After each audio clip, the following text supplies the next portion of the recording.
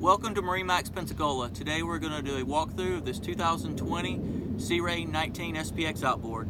The hull color is the traditional white, powered by a Mercury 150 4-stroke. This boat does have the ski tow bar on the transom, 12-volt plug for charging a cell phone. As we enter the boat, you'll see a removable beach cooler and an on-off battery switch.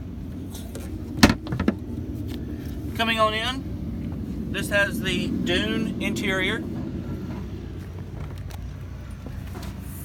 Plenty of storage with a full boat cover as well.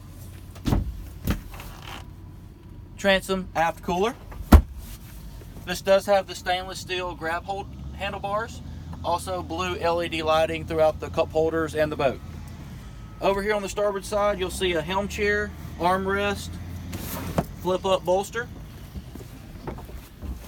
This boat's going to have tilt wheel steering, Fusion stereo system with Bluetooth, Simrad GPS, built-in hour meter.